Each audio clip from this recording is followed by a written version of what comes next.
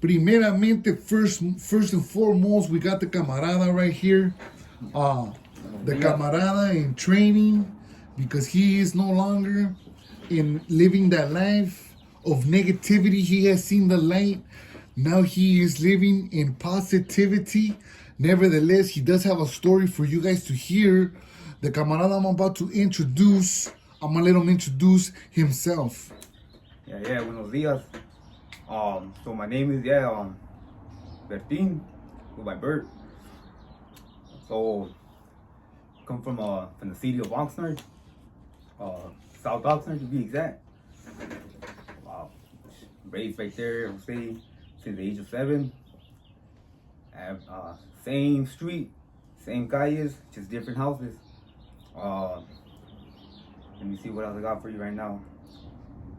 So I mean, like a camarada said, like unfortunately, I got caught up in the mix at a young age, the age of 13.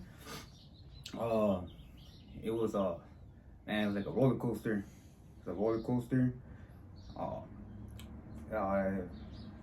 Man, like it's like anything else, man. Anything else. I mean, been through this, been through that. I mean, there's people that been through less. There's people that been through worse. But I mean, it's all right, you know. We live and we learn. That's about it. So you, at 13 years old, you start getting involved in gang activity or crime activity, or what is it that you got involved at the age of 13, homeboy? So, yeah, let me specify on that. So I'm what they call a late bloomer. A late bloomer. A late bloomer, but in the sense that I didn't get rushed into the age of 18, but at the age of 13, I was already kicking it with the fellas, out there with the fellas. Basically, because I'll step out on my doorstep. There it was, you know. There it was. The activity was there. My friends, you know, they were from the neighborhood.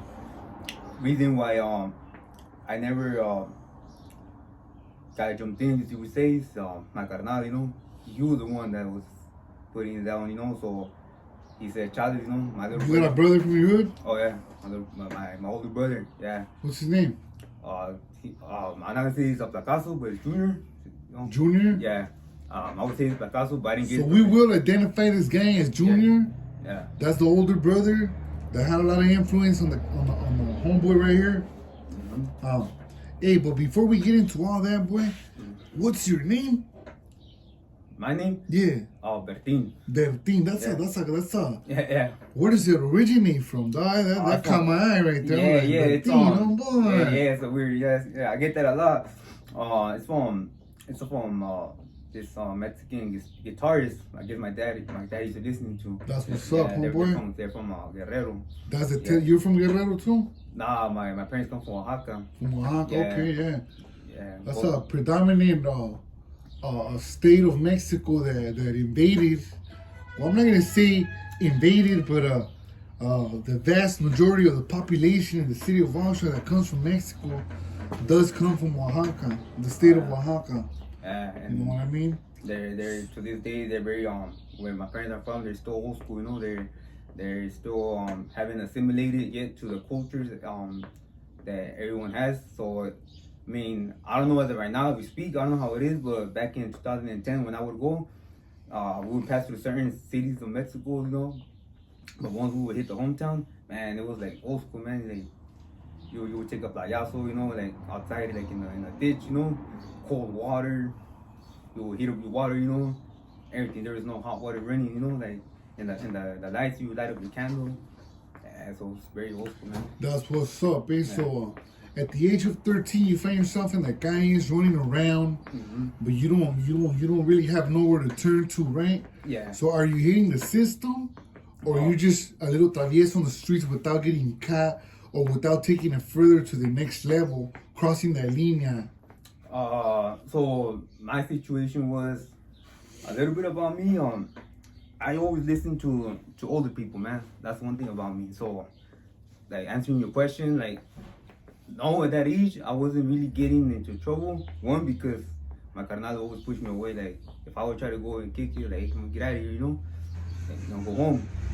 Well, like I told you, you know, like I would always listen to the older people. So when I would go to school, I mean, I didn't like school, right? You know, but I would listen to the teachers, you know, like the teachers would tell me, hey man, get an education, you know, get yourself some money. I mean, when you get older, you wanna, you know, you don't wanna struggle, you know, because the struggle's gonna be real when you get older.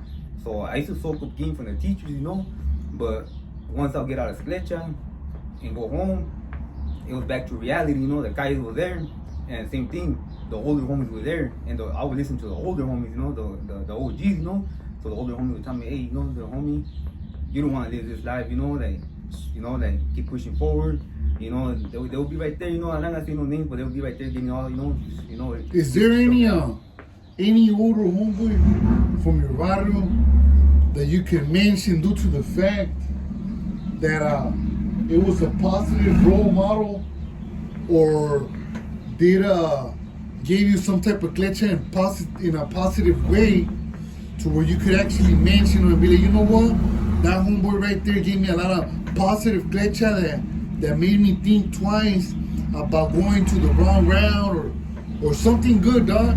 Oh yeah. I mean, you don't have to say their names or nothing. I'm just saying, if you wanna, you know, say the little situation or whatnot. Yeah, most definitely. One of them would be my big homie, rest in peace, Big Duke. That was one of them. That was the most influential person out there. You know, like that person was, he had knowledge. You know, he had knowledge along with his carnal, his younger brother. I can't even say his name again because I don't know. I didn't get his permission, but his younger brother, that man, you know, he's still out there, you know.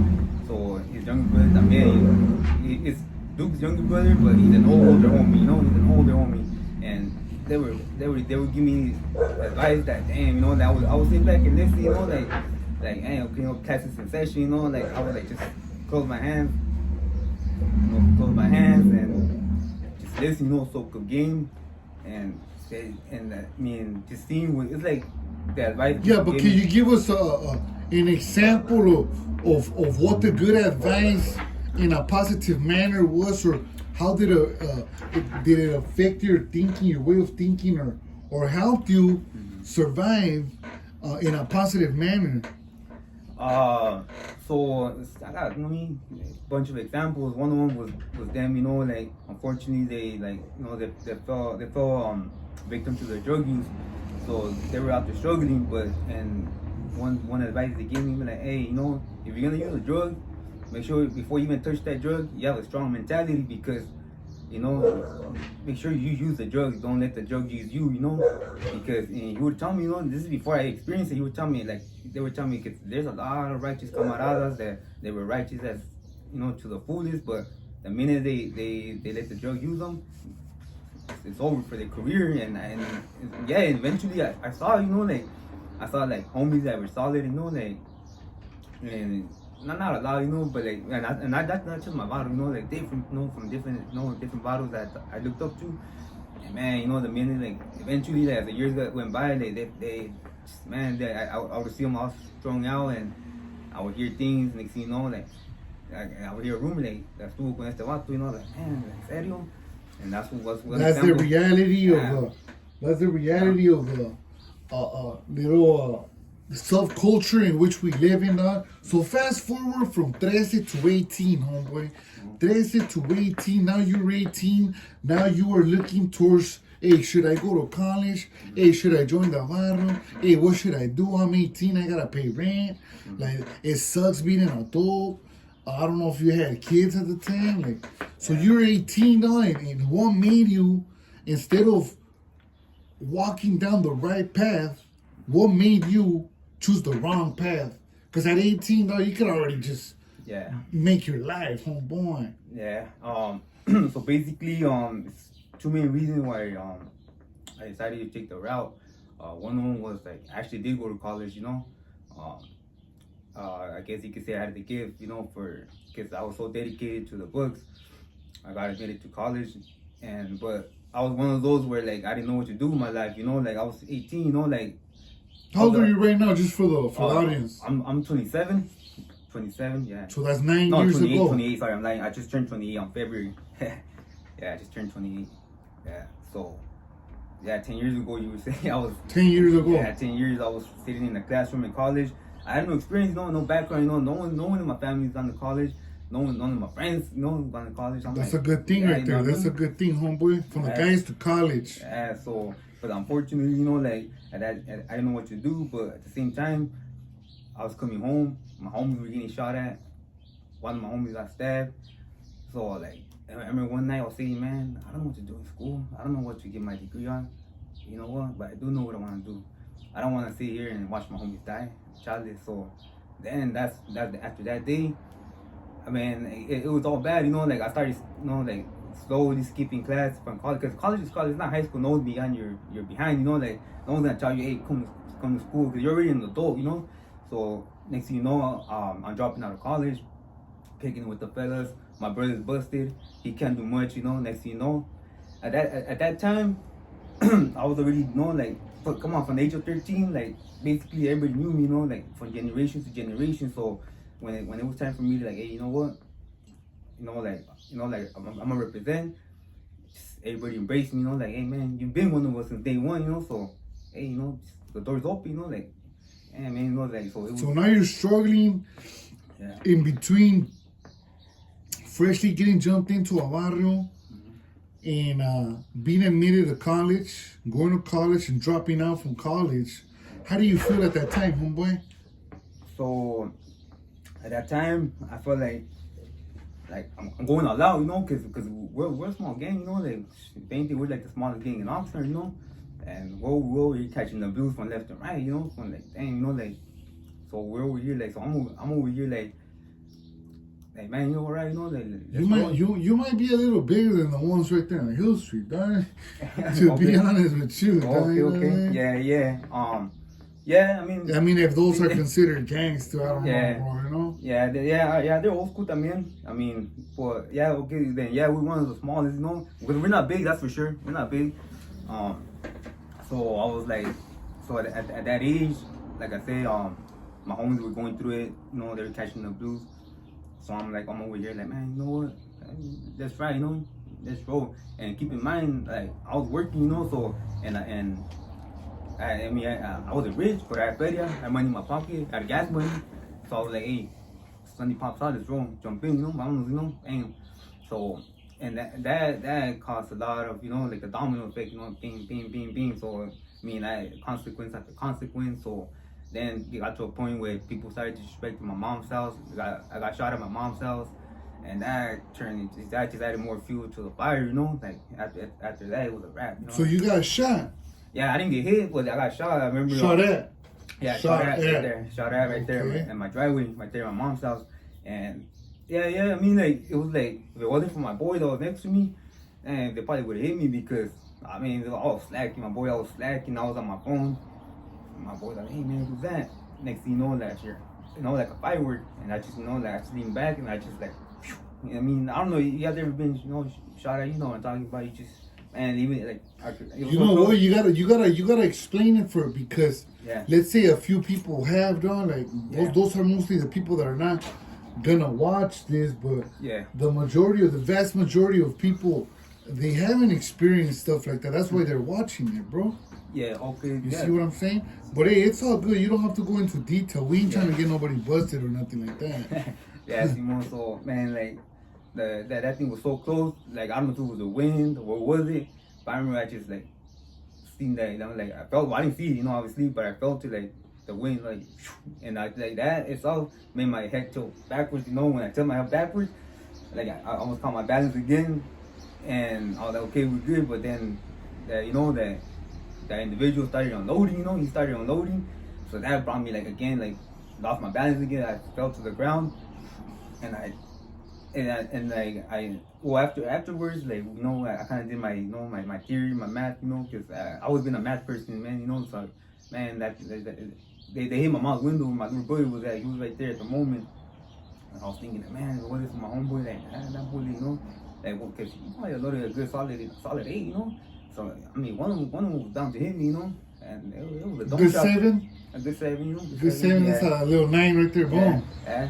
Cause it was like, you know. I mean, I ain't no gun expert. So.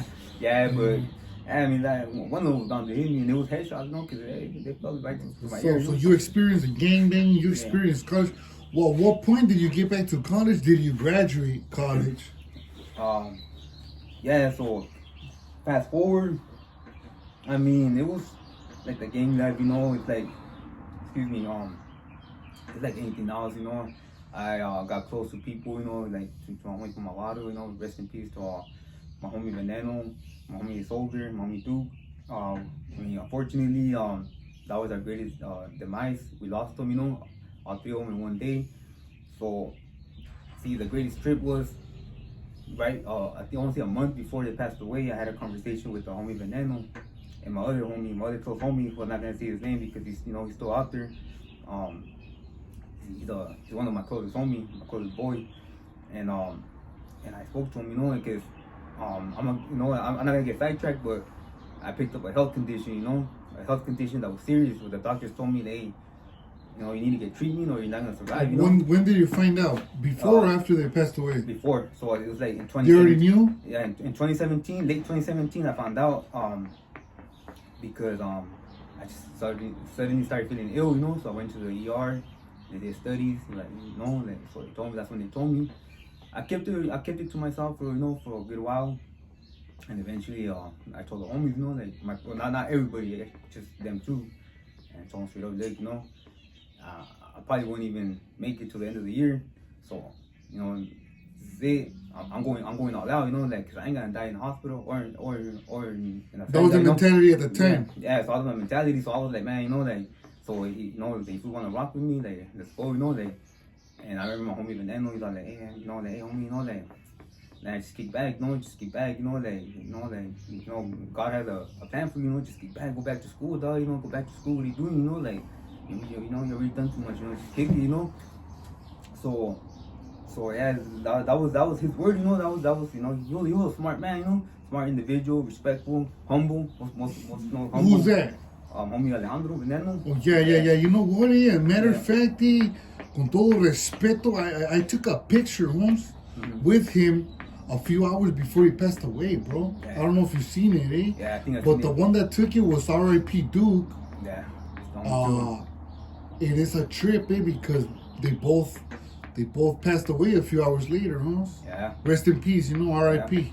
Yeah, all in one day, and so he gave me that, you know, that advice. So I mean, but obviously, you know, like my mind was like, man, you know, like, nah, you know, Charles, you know, like I ain't gonna go out like that. I ain't gonna go out with, you know, ain't no health conditions that take me out, you know. You know, like, you know, it's like that saying, you live by the gun, I'm gonna die by the gun, you know. So that was my mentality back then. So here we are, you know, like we're going full throttle, you know, we're chilling, you know, and yeah, I mean, he's telling me go to school, and then so one day, you know, like I decided to listen, you know, like, you know what, like I get a phone call and an email from the school, you know, because, you know, keep in mind I was already going to school, and I get an email like, hey, you know, we're taking enrollments, and my homie told me, hey man, just go enroll. So I was working graveyard, so I was off at 6:30, and I was working out of town. So by the time I ate to the college, Oxnard College, it was already 8.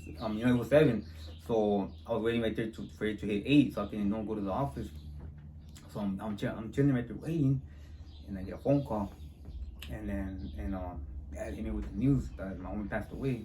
My homie Duke passed away. So I was like, damn. So all right, you know, so I'm thinking like, if I'm here, you know, like, you know, what's more important, my education or my homies? So obviously I chose the homies, you know. So like, man, I'm gonna go with the fellas, you know what time it is, you know what time it is, you know. So I'm already kicking it with the homies, you know, my homie Veneno, Boulder, everybody's right there, you know. I'm kicking it with them, chilling, kicking it for that solid 4 hours. But keep in mind, I had just got off a graveyard shift, so I told the homies, you know what? And by this time, alcohol had been in my system already. So you know, when you're faded, you're tired, your body just starts shutting down, you know. So I told the homie, you know what? I'm gonna take a nap. I'm gonna wake up and we're gonna resume program. I thought, all right. So I took a nap.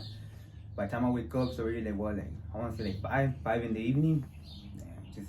And I come out and the homies are like some of the homies that were there in the morning, they're there now, and they're in tears, you know. They're like, you know, and they're like, you know, like, you know, todo aguitados, you know, and I told me, yeah, you know, being a trip, you know, like, you know, this. I know the homie was a good homie, you know. They're like, nah, homie, just find out what just happened. I was like, nah, what happened? What do you mean? Like, yeah, so that's when they hit me with the news, you know. The homies, two of the homies that now two of the homies that I was just with a couple hours before, now they passed away. I was like, that. I just felt like somebody just threw a bucket of ice on my back, dog. Like, damn, homie, like, serio? So, to answer your question about the college, so after that and the health condition, that's when I knew, like, you know what, you know, like, I gotta do something with my life, homeboy, you know, like, this shit, I mean, it didn't happen from one night to another, because obviously, like, when that happened, when I'm going through transition, huh? Yeah, because, I mean, I was like, this brought me to, how do you call it, when my homie passed away for like a whole year, I was out there, you know, running the mug until eventually I got caught, got busted. I was fighting a prison sentence, like I was telling you earlier, you know, like when I met someone, you know, some of your homies right there inside, you know, in the condado, and yeah, you know, so. Big shout out to the homie Tears. Yeah, Simon, what's up, my boy? Yeah, I mean, we were going to court, you know, I met him, good camarada. Yeah, so yeah, I mean, so now you start going to college. Did you graduate? Yeah.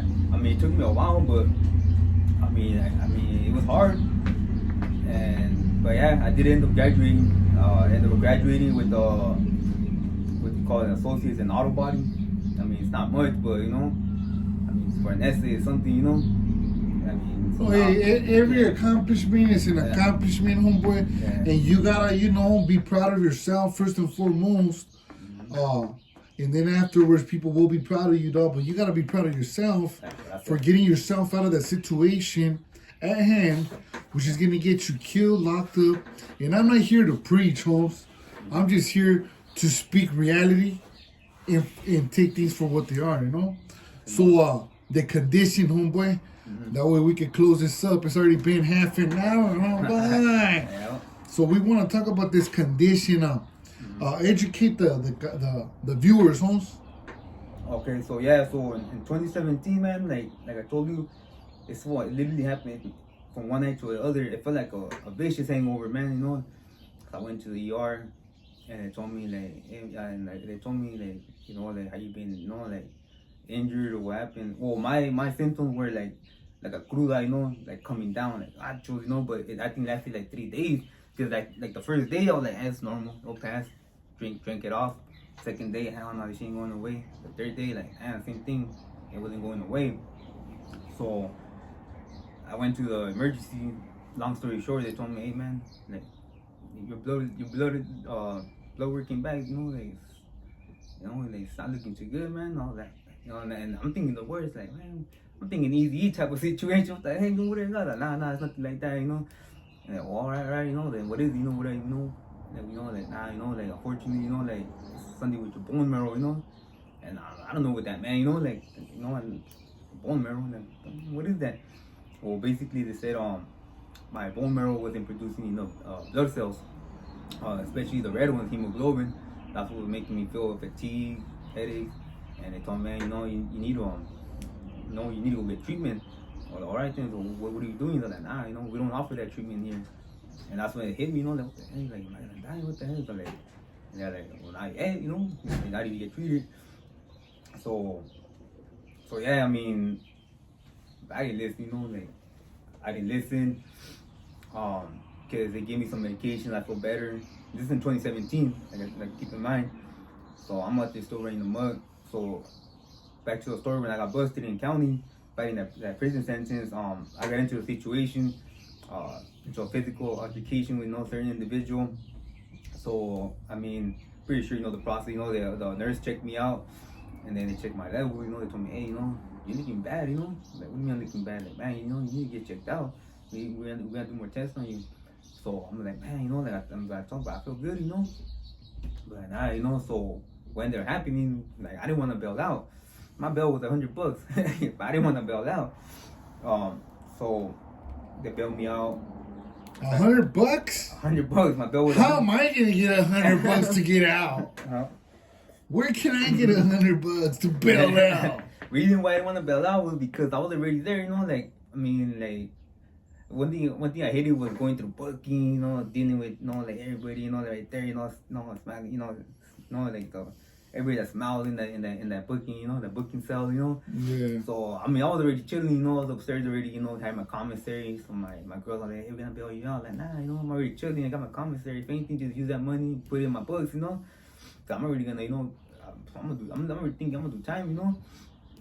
So yeah, so fast forward. So I started, going to treatment. But no disrespect, but how long can you do with a $100 bill? Well, because they lowered my bail. So basically, I was facing 3 years, 3 years of state. Oh, okay. 3 years of state. Yeah, I faced 3 years. So they well, being incarcerated helped you with your condition or no? Like they did a test that you weren't gonna do out here? No. Basically, so being incarcerated, I feel like, like I told you, man. Like, right now I'm a man of the Lord. You know, I'm in the process. You know, but I think everything happens for a reason. You know, because if it wasn't for me getting busted, then the doctors checking me out, I think I would have ignored my body. You know, because I felt good. So basically, they checked me out. So I like I bailed out. I was still going to court, and basically my case got dismissed. You know, and I was tripping out. You know, because I had witnesses, I had everything. You know, and that's another story. You know, that broke my heart. You know, like, man, because I got busted with the co-defendant. I told on me. You know, everything. You know, told on me. I chose. You know, I was like, man, serio. But that's another story. You know, that's when I came to reality. Like, man, like, what the heck? Like, the person you thought, like, who wouldn't tell on you, man, told on me, like, to the fullest, just to save his behind. But it is what it is, like, I took it as a champ, like a man, like, I'm a man up to my actions, like, man, you know what, like, I'm not gonna throw no one under the bus, I know what I did, I had a choice, Maybe he looked at it different. Maybe he looked at it as, hey, you know what? I'm going down for something I didn't do, and the homie's not taking the blame. So he don't care about me. Yeah. So I'm gonna just tete-a-tete. Maybe. Nah, I'm just saying that. Maybe I should have known because he was crying in the police station. Yeah, he was crying. But I kind of like I'm a type of person that like I'm a give you the benefit of the doubt. After crying. After crying, he was crying. He like it's in the police station. Yeah. Yeah, he was crying, so I was tripping out, like. But I'm thinking like, man, maybe he just like got off the phone, which is high now, cause he had a kid, Yeah. So I'm thinking like, man, whatever, So they took me in, and I told him, you know what, I ain't saying nothing, let me see my lawyer. They didn't even give me, give me, they're supposed to give you a phone call, yeah. And they didn't even give me that, I was mad about that, but it is what it is. So what ended up happening with the condition? With the condition, so basically, yeah, I still fast forward to 2020, no, late 2019. I'm lying. So 2019, in the beginning, they were already getting everything situated. Like, okay, so basically, what I needed was my condition was called mild dysplasia, which basically is a bone marrow failure. So what ended up happening was this facility that they took me into, I needed a bone marrow transplant. And this transplant is not like an organ transplant or nothing crazy like that. It's serious, but it's not like physically like a transplant like that. It's like more, it looks like a... Like they'll inject something in your bones? Yeah, it looks like you're getting a blood transfusion, but it's more than that, So basically, my little brother was the donor. So basically, they give him some medications so they could boost up his cells. And I went through chemo. That's another story, man. I don't wish that upon my worst enemy, man. That was the worst of the worst. You lost your hair? Lost my hair. Lost my weight. I went from 195 to, after the whole process, I was 163. I was like sucked up, man. I lost all my hair. I picked up a lot of side effects because they wiped out all my my white cells, which is supposed to fight infections and everything. You know? Yeah. So I picked up a lot of infections, mouth sores, everything, man, headaches, like, everything, man, and it was vicious, man. And you know, we'll talk about it in another interview because I mean that was. I never done, you know, like I said, you know, I was telling you earlier, my homies gave me advice never to touch heavy drugs, but in that aspect right there, man, they injected me with the heaviest drug ever, man, like, and I didn't want it, you know, I didn't want it. Literally, I woke up the next day and they had to take little. So due to your health condition, you became addicted to drugs. Yeah, because they gave it to me, and I didn't even know they were gonna give it to me. I don't know if you ever heard of fentanyl. Yeah, Fetty? Yeah, fentanyl, they gave me that. Legit, because the whole time I was there, I had a PICC line. Those who don't know what a PICC line is, when you go to the emergency room, you know how they give you an IV, but they give you fluids? Well, a PICC line is like that, but instead of just right here, it goes all the way right here, and it's supposed to stay there for like months or even a year. So that way, they can, whenever they need to draw blood, they draw it from there. Whenever they give you medication, they just go in there and give you the medication. Well, one morning, because I'm there for like 2 months. The whole time, overall, I stayed there for 2 months. And like on my third week, after chemo, I just woke up one morning, I was feeling sedated, man, like to the fullest. And I just thought, like, man, you know, maybe it's just because I just got off chemo. But man, like, my eyes were rolling back, I felt good, you know, like. And then I found a little remote. And it's like a little push button. And I told the nurse, hey, what is this? They're like, oh, you just, well, this nurse just got there from another shift, you know. And she's like, oh, well, I don't know, but it's I don't know what time they gave it to you, but you just press that button and it's supposed to give you a dose every 30 minutes. Like, a dose of what? Like, yeah, you read it right there. And I look back and there's a box connection. It's right there, you know. It says some words, you know, like some term, you know, like doctor term or medical term, you know. And then it said fentanyl. Okay. And I looked at it. Is that what I think it is? Like, you know, like, what is that? Like, is that fentanyl? So like, oh yeah, it's all for your pain. Oh, like, and I got mad, bro. I was like, man. Through my whole year in that street career, I did my.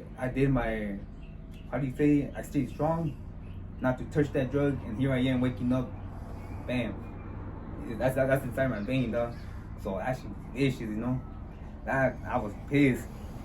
I was mad. Yeah. Are you still addicted to the drug?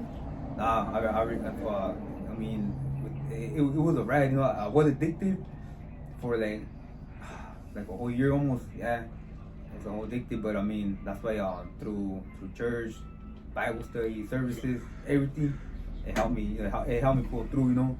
I went through detox. What's that medication that people take that starts with the S, SUBO? I don't even know. So something, I don't know. It's not methadone or nothing like that, right? Yeah, it's like methadone, but it starts with an S. It's like a little pill form. People use it to like kick when they're kicking off a carga or something like that. They use it so it can, like, you know what I mean. So they gave me that because when I got discharged, they gave me oxycodone. And they gave me Xanax. So basically, here I am trying to chase that feeling. I remember one day I'm sitting right here in this garage where we're sitting right now. Man, like, I couldn't even remember, you know. I can't remember like how I passed out. I just remember it's like popping them like candy, trying to chase that feeling. The pills. Yeah, the pills, Xanax and oxycodone at the same time, and with alcohol, just trying to chase that feeling again. I mean, it's not something I'm proud of, but it took me a while to openly speak about it, but I just speak about it just to if I overcame it, you know, like anyone can, you know. Hey, it's hard, you know, it's hard, but it's not impossible, you know. It's not impossible. Good testimony, homeboy. We got about half an hour for the viewers. If there's anything you would like to add or big Q to anyone, right now's the time, big dog. Now I just got, you know, a little. Just want to say, you know, much love to everybody, you know. It took me a while, you know, just trying to, you know, live a better life, trying to find peace within myself, and to all these people out there, little youngsters, you know, not even, you know, not just the youngsters, man. Like, don't take your life for granted, and most importantly, your health for granted, you know, because right now you might be healthy, and tomorrow who knows, you know. So just, you know, like, just, you know, keep that in mind, you know, because you're gonna get older, because I was young, you know, and I ignored my health issues, thinking like, man, I feel good, but you're gonna get older and that thing's gonna catch on to you, you know. So just, you know, go to school, you know, like it's possible, you know, it's possible. Make money, you know, just make money. It's all about making money, you know. Making money, just make that money, keep a healthy lifestyle, man, because that's what it's all about, you know, making that money. That's what's up. So there you have it. Late